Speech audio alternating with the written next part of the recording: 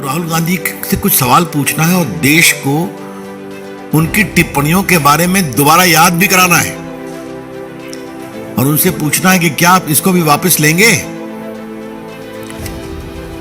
16 दिसंबर 2022 को कुछ दिन पहले राजस्थान के दौसा में भारत जोड़ो यात्रा के दौरान राहुल गांधी ने कहा था, चीनी सैनिक भारत के सैनिकों को पीट रहे हैं। ये शब्द थे उनके। ये बहुत ही अपमानजनक शब्द है, जो कि गलत भी है। भारत की सेना के जवान और अफसरों ने कमाल का काम किया और एक कर्नल लेवल के अफसर भी शहीद हुए थे। चीनी सैनिक पिटे थे। आपने कहा चीनी सैनिक भारत की सेना को पीट रहे हैं। 23 जून 2022 को गलवान के मुद्दे पर राहुल गांधी ने ट्वीट किया कि क्या चीन ने भारतीय जमीन पर कब्जा किया है। जबकि चीन के कब्जा करने को रोका गया तो यह आपने ट्वीट किया। और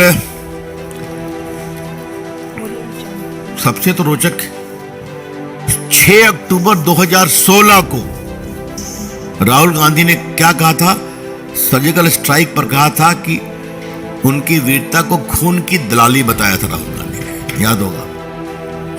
आज याद करना जरूरी है देश को कि जब सर्जिकल स्ट्राइक के आलोक में बहुत प्रशंसा हो रही थी तो खून की दलाली बताई गई थी। और ये सिर्फ यही बात नहीं है, वो तो जेएनयू भी गए थे जहां टुकड़े टुकड़े गैंग खड़े थे, उनको नैतिक समर्थन दिया था। पता नहीं आपको याद है कि नहीं कि जब एक अमेरिकन एम्बेसडर आए थे उनसे बातचीत में उन्होंने क्या कहा था कि Hindu terrorism is more lethal than other terrorism. ये तो उन्होंने कहा था।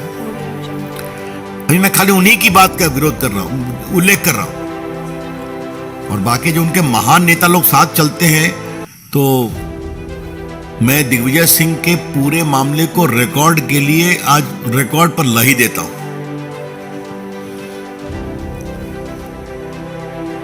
जाकिर नायक एपिटोम ऑफ पीस कहा था, रिप्रेजेंटेटिव ऑफ पीस। ओसामा जी तो जब हुई बात अपनी जगह पर है। बाटला हाउस के कांड में मारे गए थे तो यही दिग्विजय सिंह जो हैं आजमगढ़ तक चले गए और आतंकवादियों के परिवार से मिले और उस पर सवाल खड़ा किया।